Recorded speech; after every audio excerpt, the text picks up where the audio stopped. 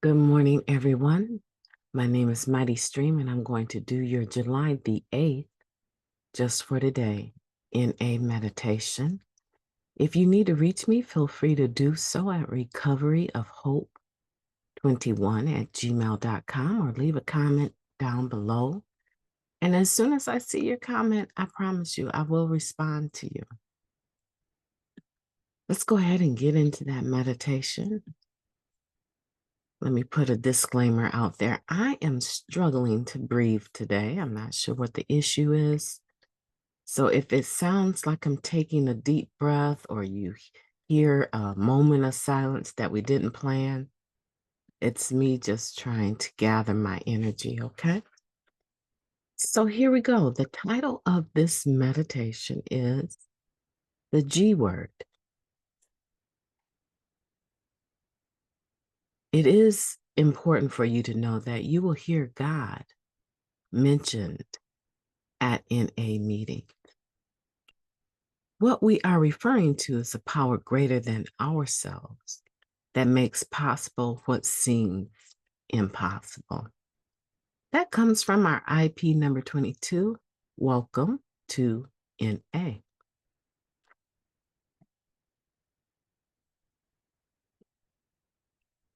Most of us come to Narcotics Anonymous with a variety of preconceptions about what the word God means, many of them negative. Yet the G word is used very regularly in NA, if not constantly. It occurs 92 times in the first 103 pages of our basic text and appears prominently in a third of our 12 steps. Rather than sidestep the sensitivity many of us feel toward the word, let's address it head on. It's true that Narcotics Anonymous is a spiritual program. Our 12 steps offer a way to find freedom from addiction through the help of a spiritual power greater than we are. The program, however, doesn't tell us anything about what we have to think about that power. In fact, over and over again, in our literature, in our steps, in our meetings, we hear it said, the God of our understanding, whatever that understanding may be. We use the word God because it's used in our basic text and and because it communicates most effectively to most people a basic understanding of the power underlying our recovery. Let me reread that run-on sentence, okay, guys? It says, we use the word God because it's used in our basic text and because it communicates most effectively to most people a basic understanding of the power underlying our recovery. The word we use for the sake of convenience. The power behind the word, however, we use for more than convenience. We use that power to maintain our freedom from addiction and to ensure our ongoing recovery. Just for today, whether I believe in God or not, I will use the power that keeps me clean and free. Let's take a moment of silence followed by the we version of the Serenity Prayer. Moment of silence now, please.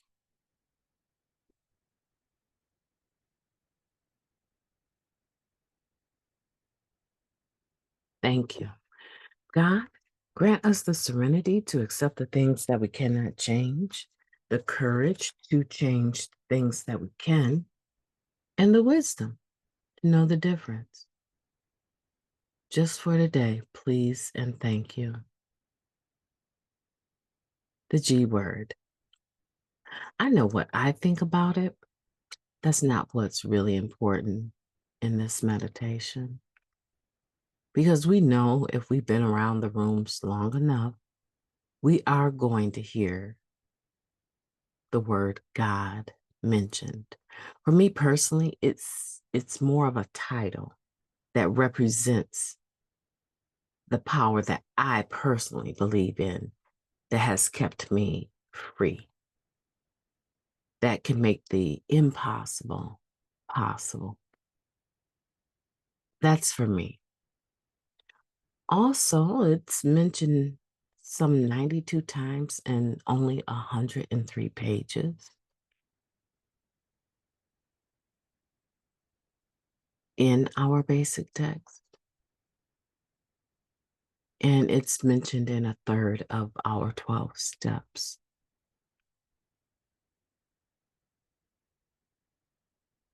And a lot of people come to the program with this preconceived ideal that when we say it's a spiritual program and not a religious one, that they're not going to hear the word God.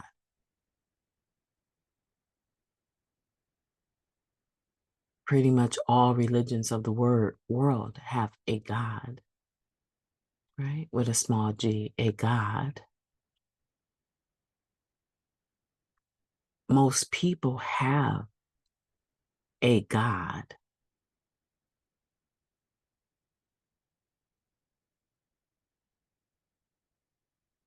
Most people know who or what their God, with a capital G, is. So I think that it's important that we not try to sidestep the word just because we're uncomfortable with it. There are many things we did that we were uncomfortable with. And I would dare to say that a lot of those things that we did do that we were uncomfortable with probably had a lot to do with our understanding, whether it was good or bad, right? Of, in our eyes, right? Whether it was good or bad in our eyes, our understanding of God. If I'm acting in a manner that is not reflective of love for others and for myself, 9 times out of 10, there is something skewed about my perception of what love is. It's almost a given. If I am beating a child, let's say a child, right? Or a man is beating a woman, or it could be a woman beating a man, right? So just let's say I'm beating a child, but then when I'm done beating that same child, as it soothes its bruises, I'm telling that child, you know, I love you. I wouldn't have done that if I didn't love you. I had to let you know that that's not what we do. I had to discipline you. Okay? Discipline and beating is two different things, right? So I'm talking about beating. That child more than likely is going to grow up with this ideal that, oh, if you love me that much, please don't love me. And it's possible that that child will also demonstrate the same behavior. This is what love looks like. It's abusive, but it's still love.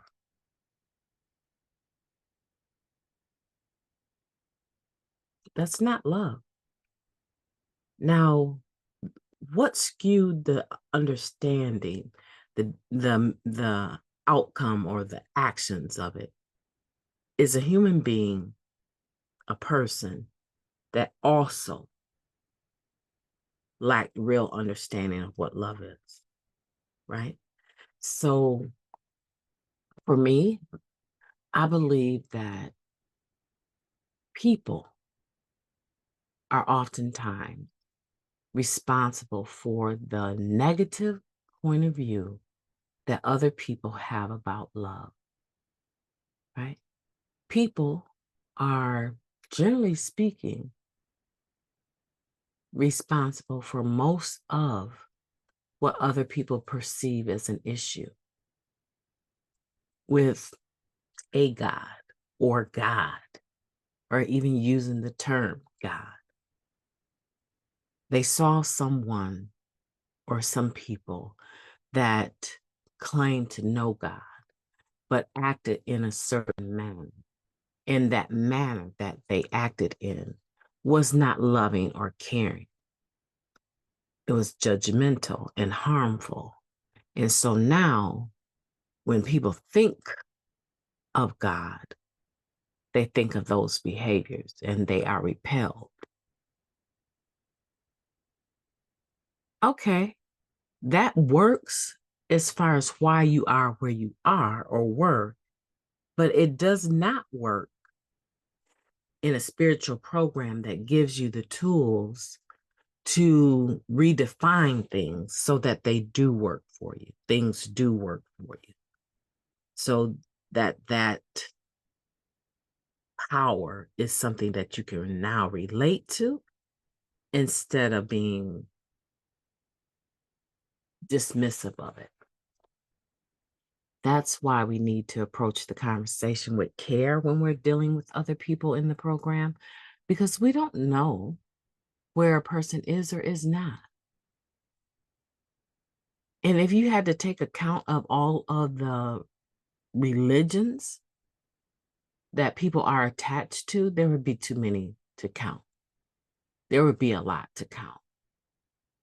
So to assume that we would know, oh, this was written in the United States of America, so this must be when they mention God, they must be talking about Jesus Christ, because that was known as a Christian nation. That is a crazy assumption. That is a huge assumption. Maybe one that makes sense to you, but that's not the case. Because I highly doubt that the authors, the ones that wrote this, you would be able to say, oh, they're all Christian. I doubt that. I doubt that. And the way the approval goes for the literature, it passes through the hands of many addicts. So when we say here that it's for convenience, that term is used for convenience, I would have to say that that is probably the most accurate understanding or explanation I have ever heard about the use of the word God. And even in the convenience of it, you're not going to be able to get away from figuring out who or what is the God of your understanding, your own understanding. You're still going to need to do that work. And maybe after all of the work, you walk away, I don't have a God. I'm atheist, I'm agnostic, I'm whatever it is. The only requirement for membership is that you have a desire to stop using. Your understanding or lack of it, or none of that is going to make you less of a member of Narcotics Anonymous if you have a desire to stop using. It may mean that you have to negotiate some of the spiritual principles, some of the steps. You may have to adjust them in some kind of way that wasn't the intention, but could still give you good results if you're willing to do that. If you're willing to do that. Because it's been my experience that people that cannot handle the G word, that they have some sort of church hurt or some religious hurt that prevents them from embracing that.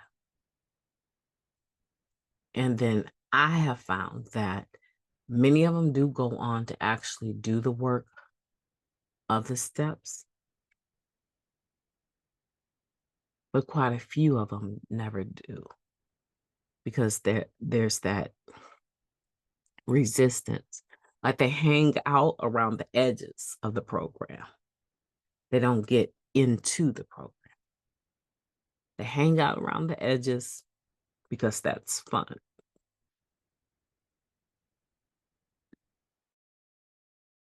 Excuse me. So they hang around the edges because that's fun. But when it comes down to doing the work, then there's not that willingness. But if hanging around the edges is enough to still keep you clean and you don't want to ever use the G word or even approach it, if that works for you, then keep doing that. No one's going to put you out of NA because you don't want to use the G word. That's not going to happen. Okay, family, I think we have covered that